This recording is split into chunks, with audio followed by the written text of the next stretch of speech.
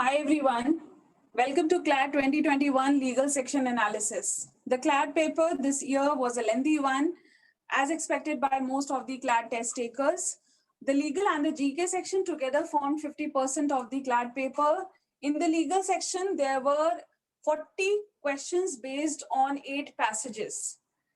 The questions were basically, or you can say the passages were basically static in nature. So when I say the word static, it means that the questions or the passages were based on core legal concepts picked up directly from the statutes.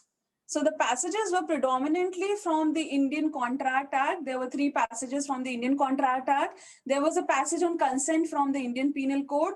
There was a passage on voluntary non-fit injuria from the Law of Torts. There was a passage on Hindu Marriage Act. There was a passage on res judicata from the Civil Procedure Code. And there was a miscellaneous passage which was on compassionate appointment. So these passages were basically static. They were based on the legal theories. They were based on the rules which have been laid down in the statutes. So the passage in this year they went back to their old pattern, wherein they used to give principle and they used to give a factual situation. So this year also it was almost the same. The only difference being that they did not use the word principle and factual situation. However, the pattern remained the same. The passages were an agglomeration of certain rules which have been laid down in the statutes. So it will be very unfair to say that no prior knowledge was required, because I think prior knowledge was required. But required for what? Required for interpretation. So the student was required to have a prior understanding of the legal concepts. So had you not studied those concepts in the classes, I mean, it would have been very difficult to interpret the passages. So, for interpretation and coming down to the correct answer, uh, knowledge of those concepts was very important. But I really hope that it would have been a cakewalk for all of you, because we have discussed these passages several times in our classes. Not to miss the PYQ, the legal PYQ, which is a top selling book by CLAD Possible. It contained all the explanations to all the past year questions. And not only that, along with that, we discussed each concept which was talked about in the question in detail.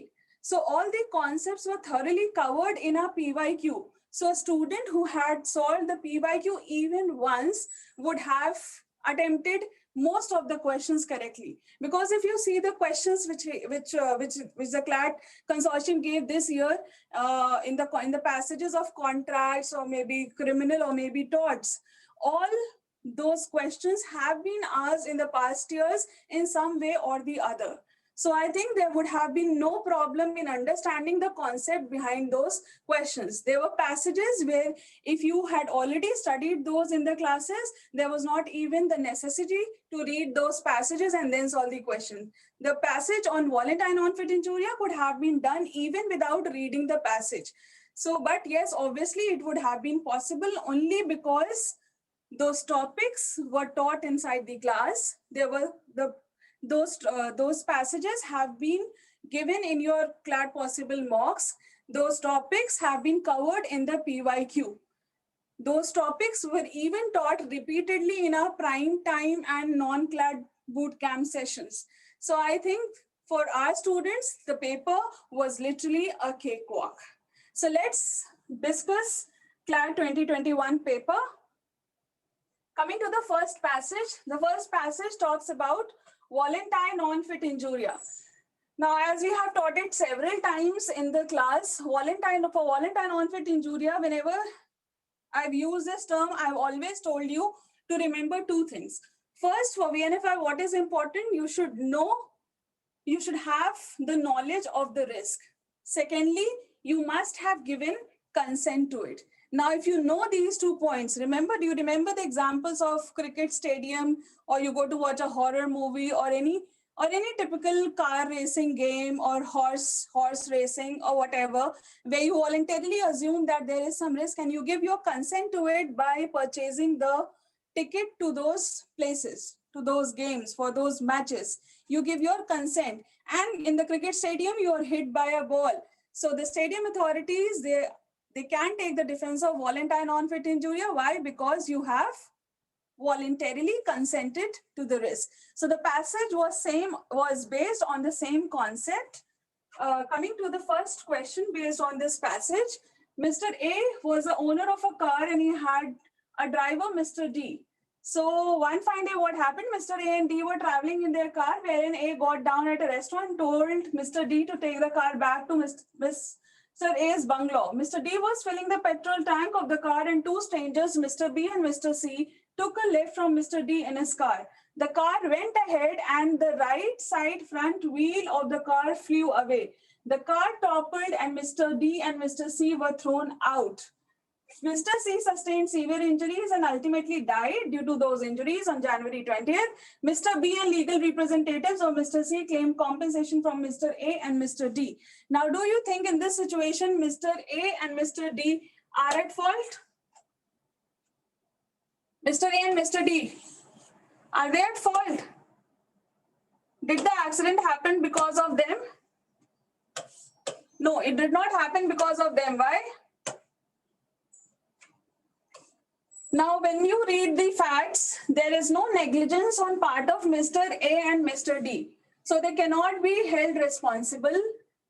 They are not liable to pay the compensation. When I say they are not liable to pay the compensation, you can automatically come to option B and say that no compensation can be claimed.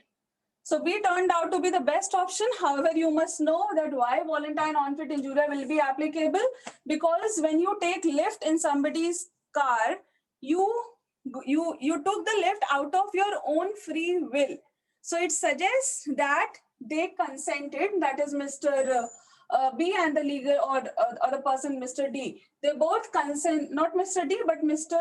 A and Mr. B, they consented to suffer the harm which could happen in the normal course of going in a car. So they voluntarily consented to that risk. So no compensation can be claimed and VNFI will be applicable, right? Coming to the next question. Again, this is, I think it is a replica of one of the questions of the past year, which talks about the car racing game. So Rama was the spectator at a motor car race being held on a track owned by the defendant company. Now, during the race, there was a collision between two cars. One of the cars was thrown among the spectators, thereby injuring Rama severely. Now, did Rama took the risk of such injury? Was she aware of such risk? Obviously, when you're going to watch a car racing game, you're aware that there is risk that the cars might collide or the parts might come flowing onto you. So she knew the risk, but she accepted that, she consented to it and went to watch that particular game. So she has given the consent to the risk involved. The two conditions of VNFI have been justified. So Rama, so this compensation can be,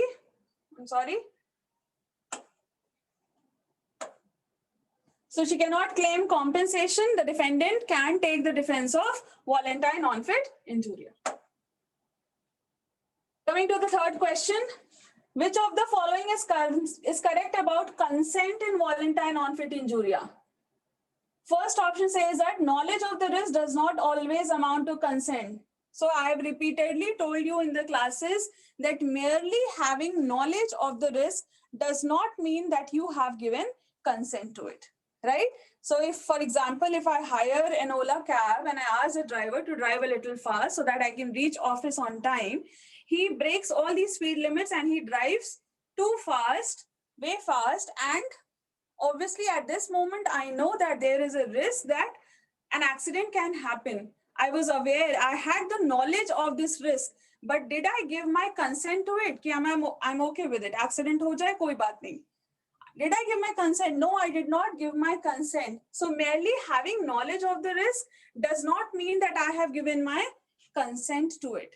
He is an Ola driver. He should have followed the rules which have been prescribed by the Ola company. So merely having knowledge of the risk does not always mean that you have given consent to it, right? So again, it was a very easy question.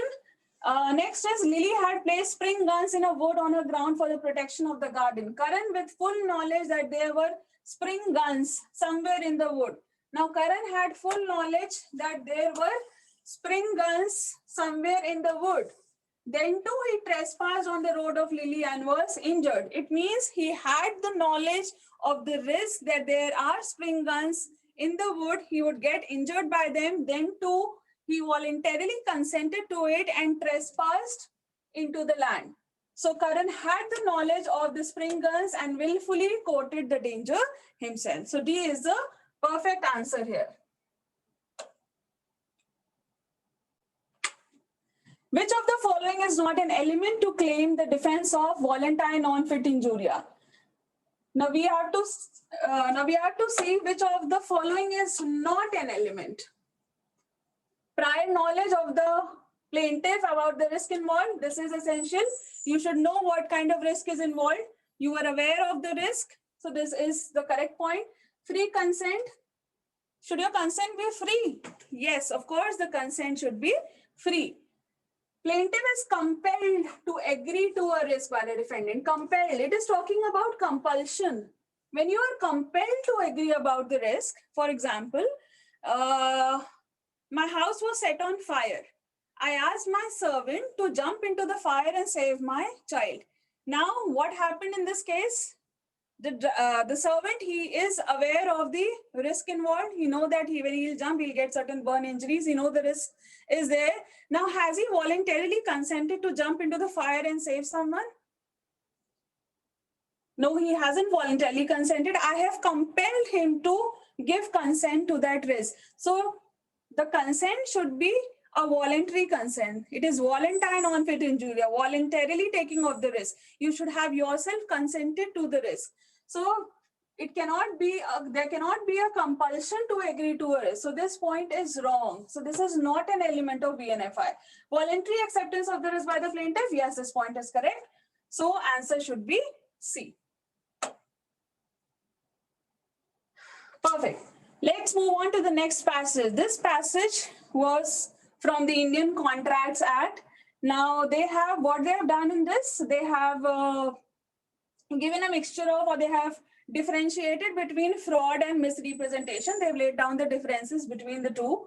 And they have told that when the consent is free, the consent should not be vitiated. I'm sorry. The consent should be free. It should not be vitiated by fraud or misrepresentation. You must have studied certain other factors also like undue influence, coercion. But this passage specifically talks about fraud and misrepresentation. So they have told important ingredients of misrepresentation. They have just talked about important ingredients of fraud. They have told when silence does not amount to fraud. So this is a passage which has been taught several times in your classes. So you're very clear with the difference between fraud and misrepresentation. So in one line, if I tell you, even if you do not read the passage, what is the difference between the two? Intentional misrepresentation is fraud, which means the misrepresentation can be innocent. For example, I have a cricket bat which is signed by Sachin Tendulkar. Now you're a big fan of Sachin Tendulkar.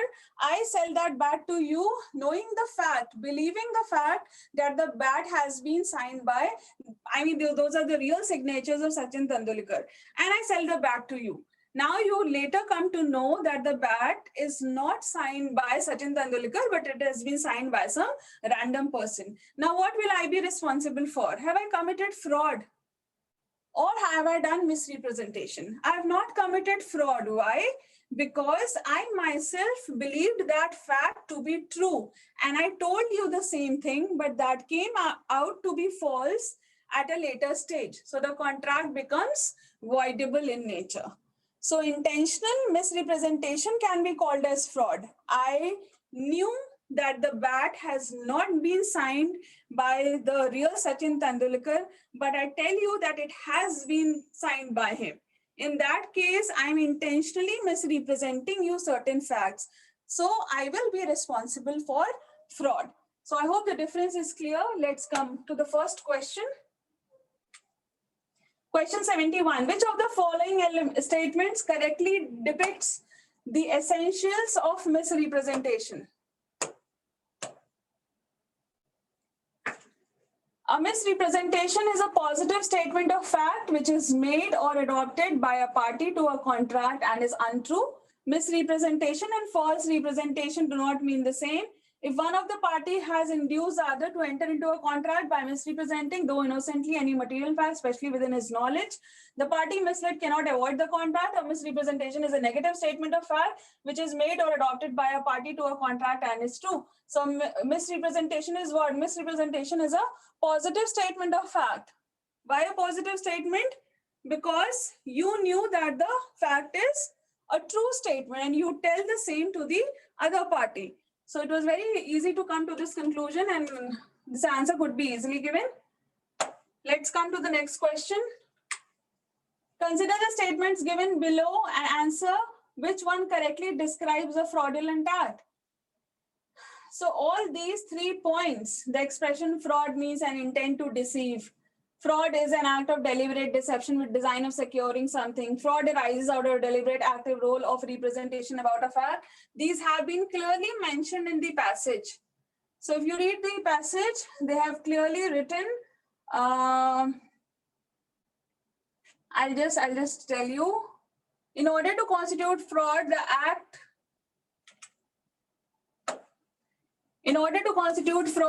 should have been done by the party to the contract or by any person with his connivance or by his agent and with the intent to deceive the other party thereto or his agent. So consent was not really obtained is not enough and is necessary to center one vitiating element such as fraud, which includes what? False assertion, active concealment and promise without the intention of performing it. Right? So all the 3 points have been justified in the passage.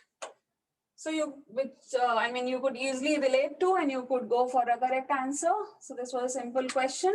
Coming to the next question, which of the following statement is correct? Now, you have to tell which is a correct statement. Fraud is an innocent wrong, whereas misrepresentation is an intentional wrong. So we just discussed that misrepresentation is not an intentional wrong. Fraud is an intentional wrong, right? So this statement is not correct. The principal difference between fraud and misrepresentation is that in the former, the person making the suggestion does not believe it to be true, and in the latter, he believes it to be true. So in misrepresentation, he believes it to be true, and in fraud, he does not believe it to be true. So this statement is correct. So B is the best answer. In fraud and misrepresentation, it is not a misstatement of fact which misleads the promise. It is false. Fraud and misrepresentation both are incorrect, wrong. Again, it is wrong. So the correct option is option B.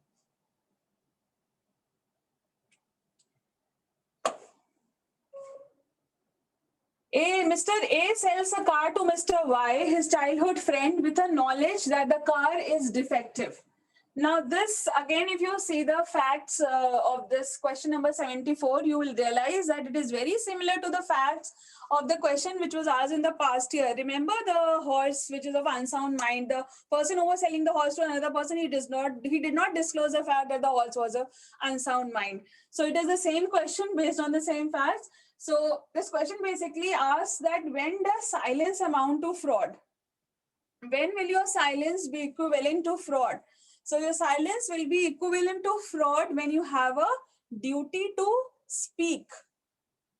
So for example, if I have my phone, somebody comes to me and says that, ma'am, can I take your iPhone for 10,000 rupees? I say, why not? Now I do not talk anything positive or negative about my phone. Neither you make any statement regarding it. Here, my silence about the defectiveness of the phone would not amount to fraud. Why? Because I did not have a duty to speak. But as soon as you picked up my phone to purchase, what you said, I hope it is working well. You made a simple statement. Now, if I remain silent, my silence would amount to fraud because now I am under a duty to speak. So silence will amount to fraud when there is a duty to speak. Now, Mr. A sells his car. He knows that the car is defective. Now, before buying the car, Mr. Y says to Mr.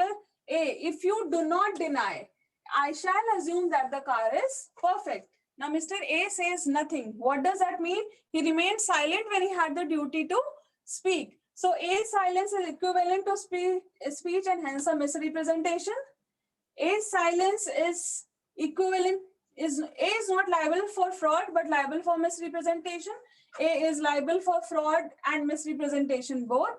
A's silence is equivalent to speech and hence a fraud.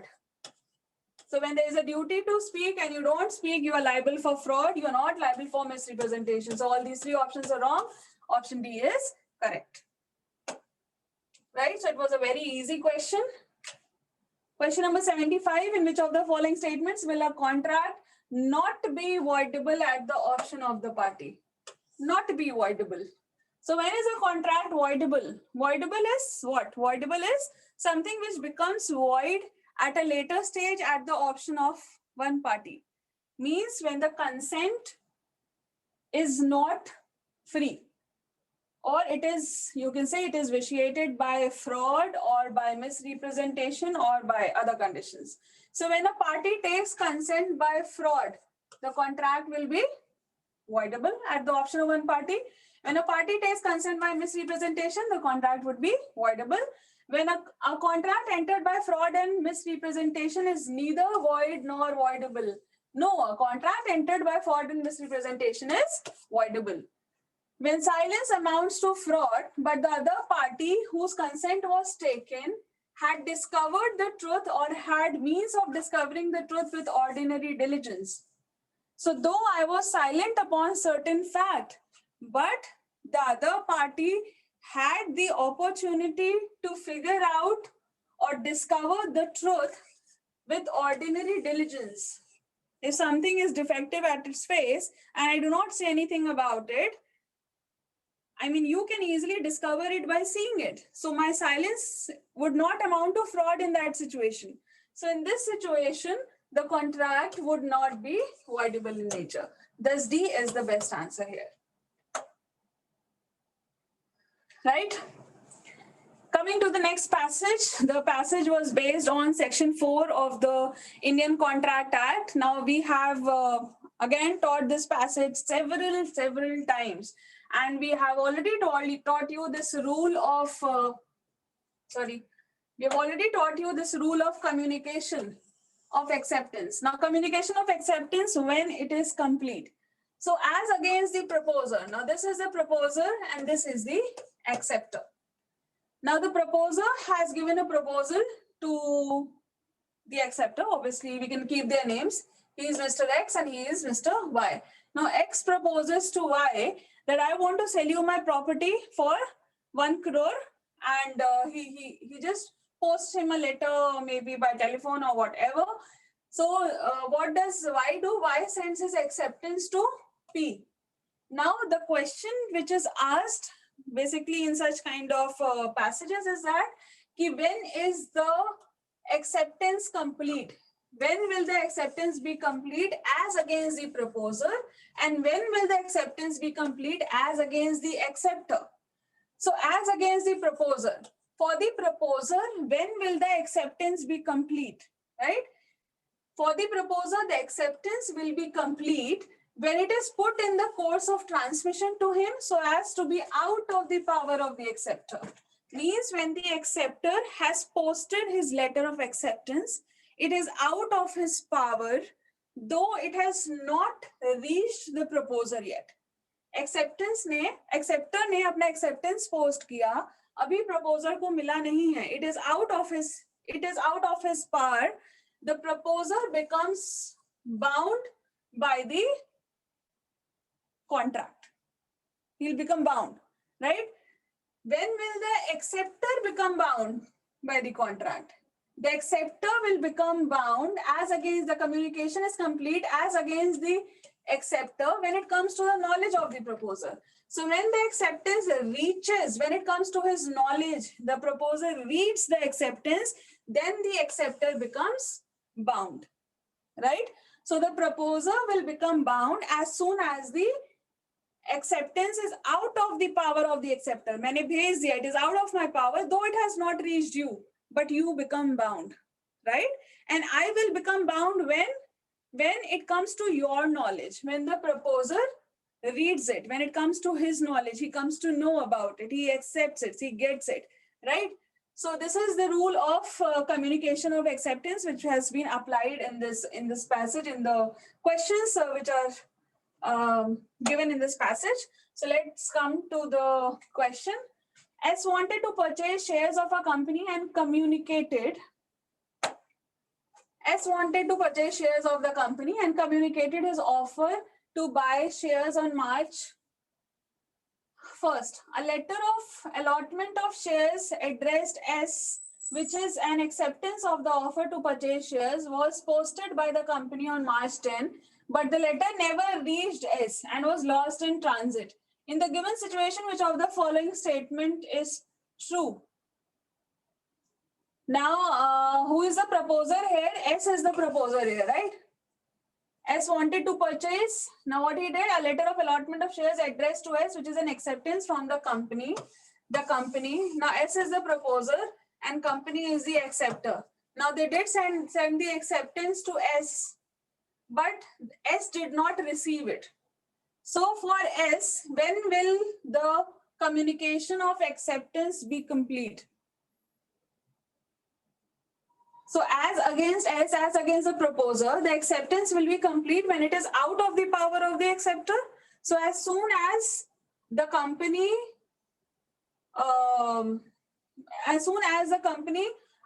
sends the posts the letter, it is out of their power. S becomes bound by the contract, but C will become bound only when it comes to the knowledge of S. So communication of acceptance is complete as against S. So for S, communication of acceptance is complete. S will become bound. Why? Because it is out of the power of the acceptor. But however, it is not complete against the company. Against C, it could have been completed only when S would have received the letter. I mean, it would have come to the knowledge of S. But as you can clearly see that it was lost in transit, that is, S did not receive it. It means the acceptance is not completed as against C, but it is completed against S. So I hope this question is clear and it is quite easy also.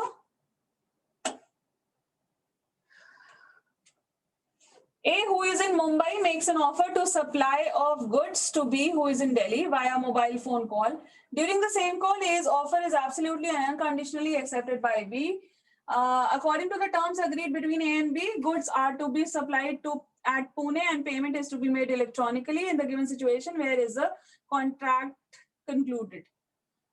So the passage has not talked about the instantaneous mode of communication. So we have applied the general rule of communication. So applying the general rule which we just discussed for the place where the contract is concluded. So acceptance was made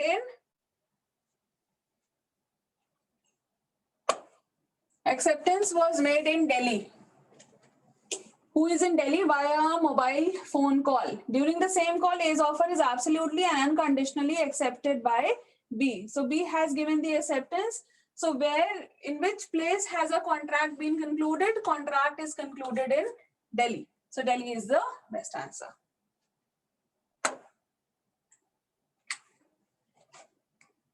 Again, a similar kind of question. X, who is in Gandhinagar, makes an offer for sale of second-hand luxury car to Y, who is in Jammu, via an email sent on January 15. X offer is absolutely and unconditionally accepted by Y via email sent on January 15 at 4 p.m. The email communicating acceptance is read by X on January 15. So in the given situation, when is the contract concluded? So the contract is concluded as against X. So as against X. So as against X, the contract is concluded when it is sent by Y, it is out of its power. So it was sent on 15th January at 4 p.m. So for X, contract is concluded on 15th January. This time, the email communicating is read by X. X reads the letter or the email on 15th January at 7:05 p.m. So when it comes to the knowledge of X, then the contract is completed as against Y. So for Y, this is the time. right? Which is the very first option. So this is the correct option, right? Again, the same rule, right? Nothing new. So if you have understood the rule once, I think all the questions were very easy. You could have easily solved them. Because coming to the next question, again, it is very similar to question number 77. So I'm not discussing it. However, CLAT consortium does not agree with these answers, but I think we have raised objections on this also. So 79 question is exactly similar to question number 77. So the answer would be Jammu in this case. Coming to question number 80, when the words of acceptance are spoken into the telephone, they are put in the course of transmission to the offerer so as to be beyond the power of the acceptor. The acceptor cannot recall them. In light of the given proposition, which of the following statement is true? So the communication being instantaneous, the contract immediately arises. So here option 3 and 4. Option 3 and 4, they say that communication being non-instantaneous. However, the communication through a telephone is an instantaneous mode of communication. So option 3 and 4 are completely wrong. You can chalk it out. Coming to option 1 and 2, they are completely right. They talk about the communication being instantaneous. The contract immediately arises. Of course, the contract immediately arises because it comes immediately to the knowledge, immediately complete as against the proposer as well as the acceptor, because it immediately comes to the knowledge of the other party. So both option 1 and 2 are correct. So option B shall be the best answer here. Coming to the next question. All right, next passage, in fact. Again, this was a passage which you would have find a little tricky maybe, but not exactly tricky. But the questions, even if you could not have if you were not able to interpret the passage, you could have easily solved the questions because the answers were straight away given in the passage itself. So if you have read it once carefully, I think the questions were in easy go. So let's come straight away to the questions. The first question is, A is a resident of Mumbai. Now, where is A staying? A is a resident of Mumbai, B is a resident of Delhi. Right? Now they enter into an agreement for sale and supply of goods. The transaction takes place partially in Mumbai and partially in Delhi. Now there is a clause in the agreement which stipulates that in the event of dispute, the courts in Kolkata would have the exclusive jurisdiction to decide the dispute. Now A and B agreed to the said clause. In the given situation, which of the following statement is true? Now, one of them, they belong to Mumbai and one of them, they belong to Delhi. Now, the transactions have taken partially in Mumbai and partially in Delhi. Now, if I come back to the passage, you can see that it says that parties cannot by agreement confer jurisdiction on a court which lacks the jurisdiction to adjudicate. Now, in the passage, you've seen this line. So the parties, you cannot confer the jurisdiction, you cannot give the jurisdiction to a court which does not have the jurisdiction to adjudicate, the court which does not have the jurisdiction to take up your matter. Because if you see the question, where are the transactions being taking place? They have been taking place in Mumbai and Delhi, and the people are the residents of Mumbai and Delhi. So the correct places of jurisdiction would have been either the Mumbai courts or the Delhi courts. Kolkata court will not have the jurisdiction to adjudicate in the matter. So the clause relating to jurisdiction is in restraint of legal proceedings. So A is the correct answer here. Right? Coming to the next question. A is a resident of Chennai. So A is from Chennai, B is a resident of Bangalore. Now transactions take place in Chennai and Bangalore. Now in a clause they say that Chennai courts will have the jurisdiction, exclusive jurisdiction. So if they have any dispute, they will have to go to Chennai courts. Now, do you think can we do this? That only Chennai court should have the jurisdiction and not the Bangalore court? Then in this case, again, if you go to the passage, they have clearly written that where several courts, I'm sorry. They have clearly written that where several courts would have jurisdiction to try the subject matter of the dispute, they can stipulate that the suit be brought exclusively before one of the several courts to the exclusion of the other courts. So when there are several courts who have the jurisdiction to adjudicate, you can what you can do is you can stipulate that suit to be brought exclusively before one of these several courts. So here in this case, several court can be Mumbai and Bangalore. So they can just choose one place which can be the specific which can be the court which can have the specific jurisdiction to adjudicate in that particular matter. So one court can be chosen, and this would not amount to restraint of legal proceedings according to section 28 of Indian Contract Act. Right? All right. So D is the best answer. We did just discuss this, right? All right. Coming to the next question. A resident of Agra and B, a resident of Bhubaneswar. They enter into an agreement for sale and supply. So again, the transaction has taken place in Agra and Bhubaneswar.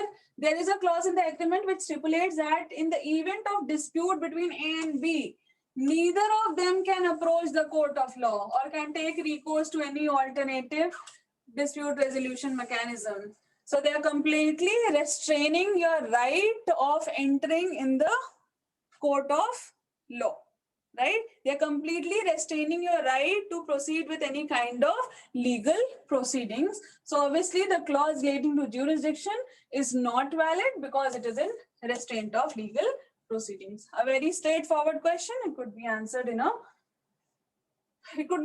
one go. There was nothing to think much upon.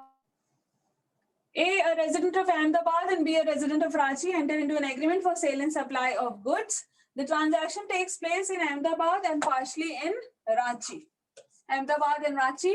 Now, clause 6 of the agreement stipulates that in event of dispute between A and B, within 6 months of entering into the contract, they can approach a court in either Ahmedabad or Ranchi. So they say that if you have any dispute relating to the agreement, but you can raise that in Ahmedabad court, but the time is fixed. They fix that you have to raise it within 6 months only.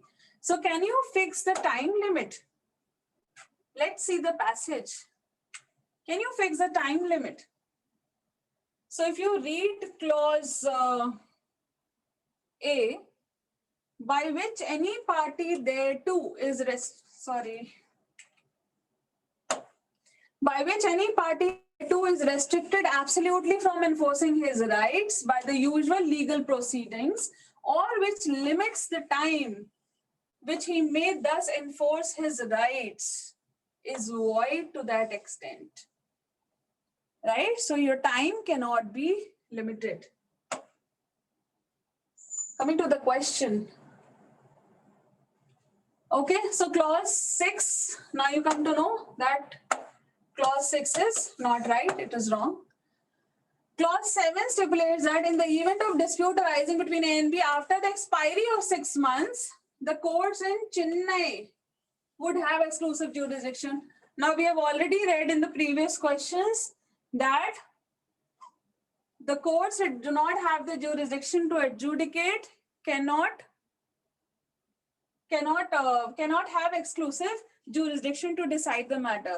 Since they were residents of Ahmedabad and Ranchi and the transactions took at both the places, so only these two courts had the jurisdiction to adjudicate. So again, clause 7 is also wrong. So answer would be both clause 6 and clause 7 are void. I hope it is clear. All right. Which of the following statement is true? Parties cannot by contract make a choice of jurisdiction. Parties cannot by contract exclude the jurisdiction of all the courts. Yes, parties cannot exclude the jurisdiction of all the courts. Now, if you see the passage, in fact, the very first line, I would say, let me come to the passage. It is clearly written from the first line, the parties cannot by contract exclude the jurisdiction of all the courts. So here is the answer, right? So if you've read the passage once carefully, you will know what is where. It becomes easy for you to locate where the answer is given. So it is just suggested that whenever you get a question like this based on passages, you have to read the passage with full concentration. You can underline the important highlights, important points. And when you start solving the question, you will know that which point is mentioned where. So it was very easy to locate. Coming to the next passage, the doctrine of res judicata. This passage might be a little new for many of you, I don't know. But yes, if you remember in our and I don't know, in the second or third mock, we did cover a passage based on res judicata. So I think most of you were really aware of what res judicata is. So res judicata basically, so res judicata requires that a party should not be allowed to file same matter repeatedly against the other party, even in the same court or in another competent court. So if a matter has already been filed in one court, same party, same matter, you cannot go to another competent court and file the matter again. So a person cannot be vexed twice over with the same kind of litigation. So the purpose is there should be an end to litigation. So res judicata is a concept which has been defined under section 11 of Civil Procedure Code. So when you study CPC in your college, you will come across this concept several times. So that is what res judicata is talking about. Let us come to the questions. Which of the following is res judicata applicable to? So res judicata is applicable to what? Res judicata is applicable to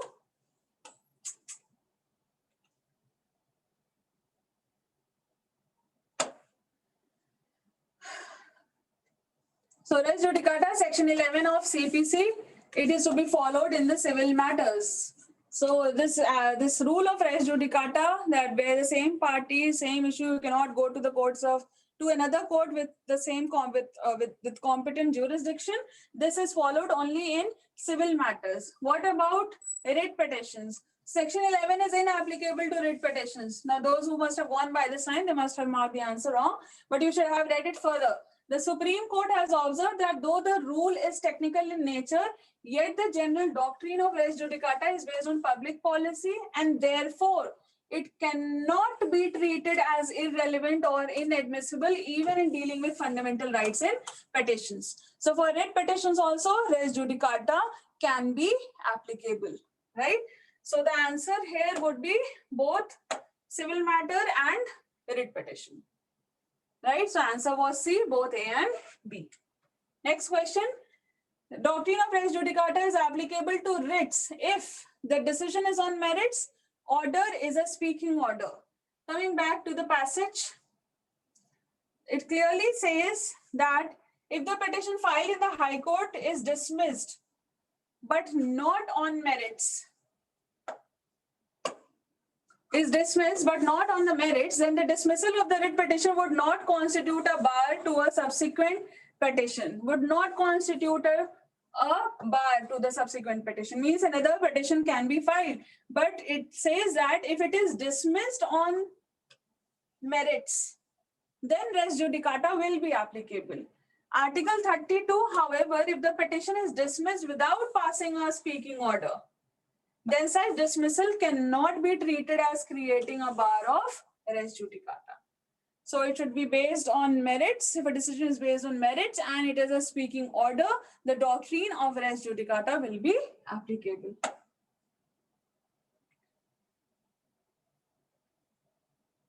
Right? So both A and B. Coming to the next question. Which of the following is the doctrine of res judicata based?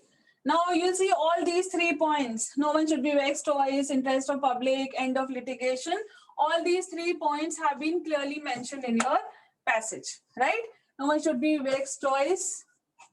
It is mentioned in public interest. There should be an end to litigation. So all the 3 points seem to be correct. They are mentioned in the passage. So straight away you go for all of these. It was easy. Which of the following is correct?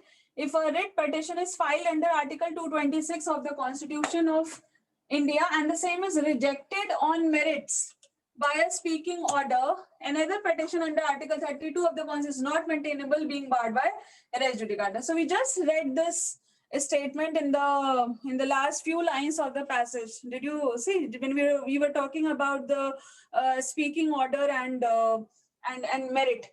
So you just read there that res judicata will be applicable if her decision has been given on merits and it is a speaking order. The doctrine of res judicata is founded on the principle that is in the interest of public at large. Again, if you see the top 4-5 lines, it is mentioned that a finality should be attached to the binding decisions pronounced by the courts of competent jurisdiction. Technical rule of res judicata only prevents multiple filing of petitions under Article 226, and the same is not applicable to petition under Article 32. However, when we read the passage, we read that it is applicable both for Article 32 and Article 226. So the statement is wrong. Option A and B, they are correct. So answer would be D, that is option both A and B. Right? Now, Mr. X was dismissed from service by his employer after a proper inquiry. Mr. X challenged his dismissal in High Court by a petition under Article 226 of the Constitution of India. However, High Court dismissed the petition, citing that Mr. X has an alternative remedy available. Now, this dismissal was not based on merits. It was based on a technical ground. So since it was not based on merits, so the doctrine of res judicata shall not be applicable, because we have just read in the passage that it should be on two grounds. It should be based on merits and it should be a speaking order. So since it is not based on merits, so res judicata will not be applicable. So you straight away get the answer, which is option B.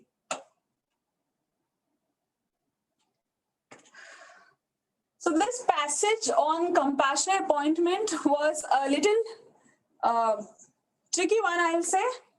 But I think those who have read it, it would have been easy for them to understand it. I don't think there was an issue in interpreting the passage. They just said that compassionate appointment is for those who are facing difficult times, and one of the and the employee passes away. I mean, that particular member of the family passes away. So compassionate appointment is to be done in that case, which is a job is to be offered to the eligible member of the family in place of the member who has died. So let's come straight to the question. We'll read the passage alongside. Which of the following correctly states the intent behind the application of compassionate appointment? The norms in this question, the students were basically confused between option A and D. A says the norms at the time of death of the government employee will be applicable and not the norms at the time of making the application. They are saying that the norms which were available applicable at the time of death will be applicable. The norms prevailing on the date of consideration of the application should be the basis. So the passage clearly says that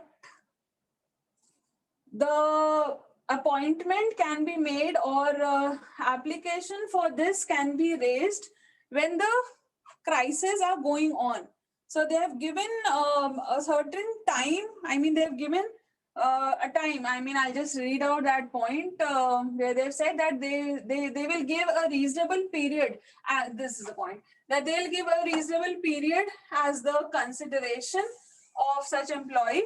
They'll be giving a reasonable period, and if the people who have obviously made these rules, if they are satisfied, they will look into it. If they are satisfied that the family is actually going into crisis, then they will grant this kind of appointment.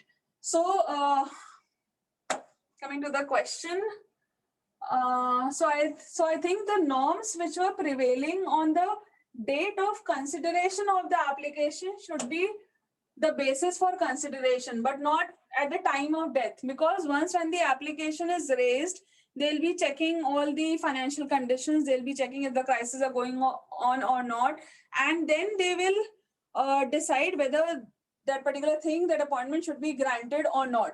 So the rules which were available, the rules which will be prevailing at the point of on the date of consideration of the application should be considered, rather than the rules which were prevailing at the time of the death of the government employee. So D should be a better option than A. Coming to the next question. Which of the following is not correct about the rule of compassionate appointment? Compassionate appointment is given to the family members of the deceased irrespective of their financial status. So I think again this is wrong because they are looking into the financial status. They want to see that yes, there are crises, the family is not able to support, the family is not able to survive, the crisis condition is going on, and then they'll be going to grant the compassionate appointment. So this is an important factor which they are considering. So there was which is not correct. So obviously this option is not correct. Question 93, Mr. Y, son of Mr. X. Now he made an application on compassionate grounds as his father died during the employment in 2000. So there was a great time lapse. So in the passage, they have clearly said that if a reasonable period has passed on, there has been a great time lapse, then the application for this cannot be made because it is not any kind of a vested right. So which they have talked about in the passage. So I think that was completely applicable here. Question number 94. So in this question, the scheme is valid as it is based on a reasonable criteria for appointment. The passage states that compassionate appointment is an exception to the general rule of appointment. So the government can formulate rules regarding compassionate appointment which are based on reasonable grounds. So D option is perfect here. Which of the following is not correct regarding the nature of appointment on compassionate grounds? Is not correct. A request for compassionate appointment by the dependent relatives of the deceased must be preferred without any undue delay. The general rule of appointment may not be always applicable to compassionate appointments.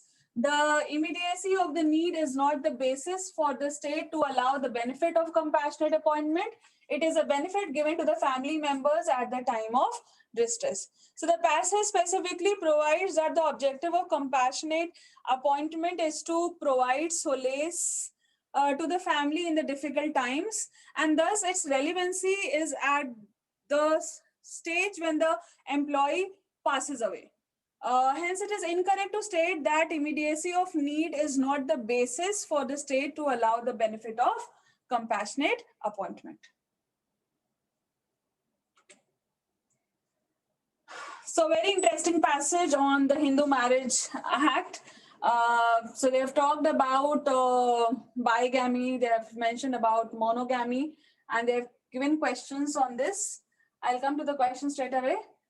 Mr. A, a 40-year-old Hindu, was married to Miss B, a 36-year-old female Hindu. Mr. A fell in love with his colleague, Miss C. With his colleague, Miss C, a 22-year-old female Christian. On 8th April 2020, Mr. A declared Miss C as his wife in front of his colleagues. Now, the fact says that he has declared Miss C as his wife. Now, the question is, since it has been talked about in the passage, is declaration equal to solemnization? Has he solemnized his marriage with C? So, solemnization means having or, being a part of all the rites and rituals and getting married, of course. So here the word declaration will not be equivalent to solemnization, because the passage provides information that one of the conditions for a valid marriage is that the marriage must be solemnized in order to be declared as a valid marriage. The term solemnization in its ordinary meaning refers to performance of necessary rites and rituals. So in this case, Mr. A has declared Miss C as his wife. He has not solemnized his marriage with Miss C. So the offense of bigamy has been committed. So C is the best answer here. I think it is undisputable. Which of the following statement correctly expresses the interpretation of the word solemnize? As I told you, I showed it through you in the passage also. What does the word solemnize mean?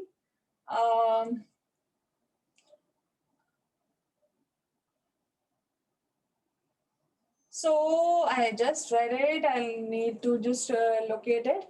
It introduced monogamy as the virtue of clauses, which is essentially the voluntary union for life of one man with another woman to the exclusion of others. It enacts neither party must have a spouse living at the time of marriage. The expression spouse here used means a lawfully married husband or wife. Before a valid marriage can be solemnized, both the parties of such marriage must be either single, divorced, or a widow or a widower, and only then they are competent to enter into a valid marriage. If at the time of performance of the marriage, rites and ceremonies, one or the other of the parties had a spouse living and the earlier marriage had not already been set aside, the latter marriage is no marriage at all. So they have mentioned about the rites and rituals. So in the passage, it is mentioned that before a valid marriage can be solemnized, both the parties must either be single or divorced. Further, they there must be a performance of the marriage rites and ceremonies. One or other of the parties had a spouse living, and earlier marriage had not been already set aside. So this makes it extremely clear that performance of rites and ceremonies is being referred to as solemnization. Therefore, in that question, A is the correct answer. Which of the following is not correct regarding the law of monogamy? So it has asked in relation to monogamy, which is not correct. So monogamy is a union of man and woman which provides a relation as social and legal recognition. Monogamy as a law was abolished. This is wrong. Monogamy came in 1955. It was not abolished in 1955. If you want to check it in the passage, you can just see the Hindu Marriage Act 1955. Monogamy was introduced. So it was not abolished. It was introduced. So obviously this option is wrong. The second marriage during the substance of first marriage is void, correct? If a husband solemnizes a second marriage during the substance of the first marriage, it is not an offense. So again, this is wrong. So both option B and D are wrong. But if you have to choose one, obviously you will go for option B. Why? Because the question is asking about monogamy. It is not talking about bigamy. And option D is based on bigamy. So option B would be the perfect answer here.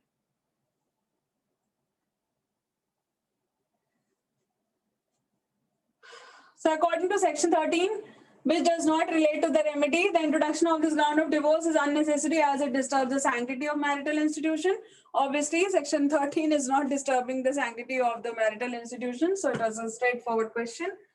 Let's move on to the next question. Mr. P, a 28-year-old male Hindu, was legally married to Miss Q, a 26-year-old female Hindu.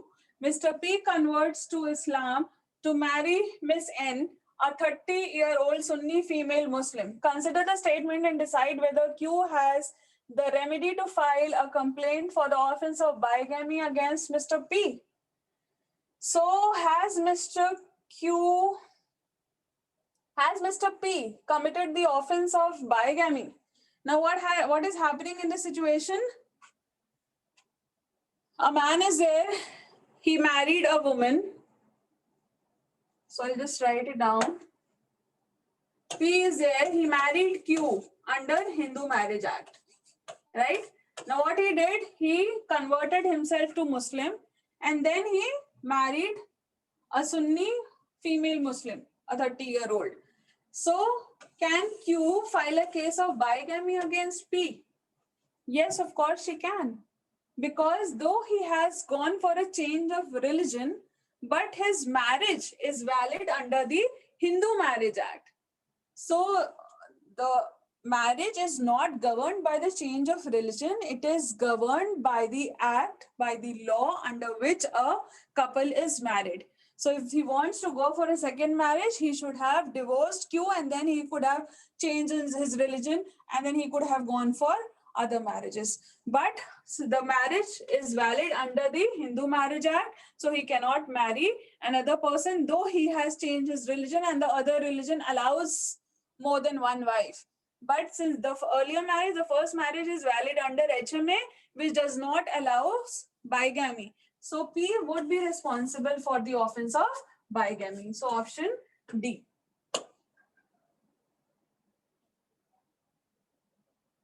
So I believe this is the last passage. Indian Penal Code, again, it was not very easy, but yes, it could have been solved if you would have read the passage. It is talking about fear and misconception. I mean, consent which is given under fear or misconception is not a free consent. So consent has not been defined in a positive term. So they've not said what is consent. They've told what cannot be regarded as consent under section 90. So what all cannot be consent, that has been told. So this has been said to be a negative kind of terminology which has been used in this situation. So there are several questions on this. Let's discuss them. If a man promises B, a woman, that he will marry her if she has sexual intercourse with him, B agrees, but after having sexual intercourse, A flees and never contacts B again. In the given situation, which statement is true? So the facts disclose that the woman had sexual intercourse with the man under the impression that he would marry her. The impression turned mistaken or wrong, which is evident from the fact that the man breached his promise and disappeared. Thus, the consent of the woman was clearly under misconception of fact, right? So A is the best answer here, straightforward. Moving on to the next question. According to the given passage, a person is said to consent to the doing of an act if a person agrees to do the act without misconception of fact or fear of injury. The person to whom agreement is signified has no reason to believe that the agreement is being given under misconception of fact or fear of injury. A person agrees to do an act without misconception of fact or fear of injury, and the person to whom agreement is signified has no reason to believe that the agreement is being given under misconception of fact or fear or injury. A person agrees to do an act without having regard to the consequences of fear of injury or misconception of fact. Now, it is mentioned in the passage that section 90 of IPC has two aspects relating to the factors that affect consent. Firstly, on the part of victim, and secondly, on the part of accused. It is said that the court has to see whether the person giving the consent has given it under fear of injury or misconception of fact, and the court should also be satisfied that the person doing the act, that is the alleged offender, is conscious of the fact or should have reason to think that but for the fear or misconception, the consent would not have been given. Now, this makes it clear that a valid consent exists when both the victim and accused are aware that no misconception of fact or fear of injury had dominated the consent of the victim. Therefore, option C is the correct answer. According to your understanding of the given passage, why is negative terminology used to explain the meaning of consent under section 90? First option says to emphasize on the factors that vitiate consent, to emphasize on the point of view of the victim or the person who gives consent, to emphasize on the point of view of the person who receives consent, and to emphasize on the non-exhaustive scope of definition of consent.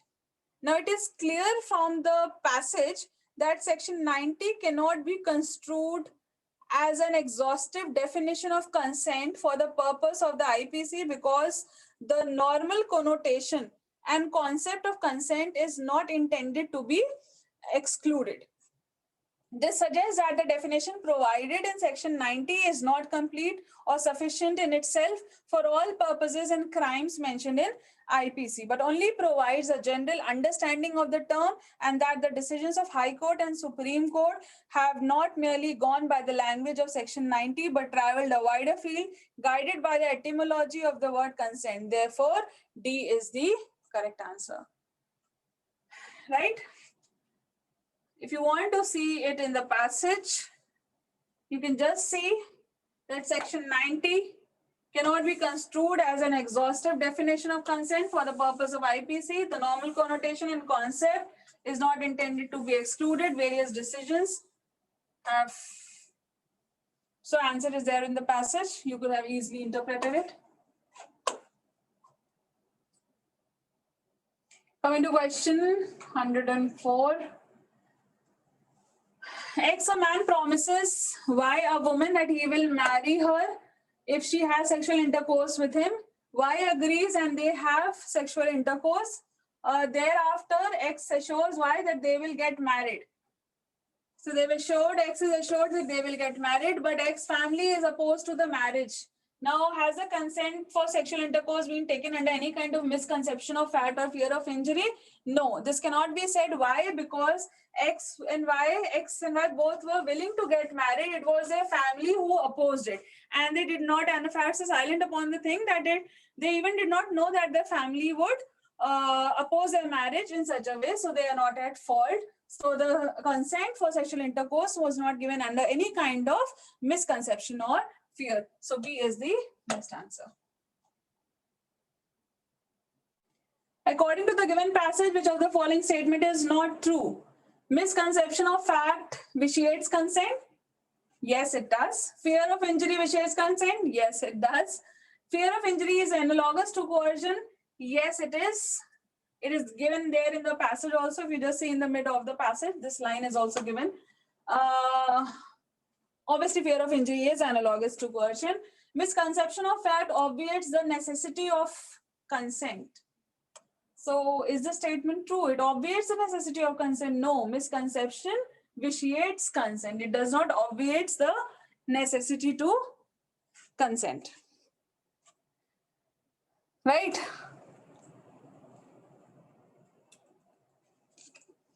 So we have discussed almost all the questions. You must have noticed it was so easy to locate the answers from the passage.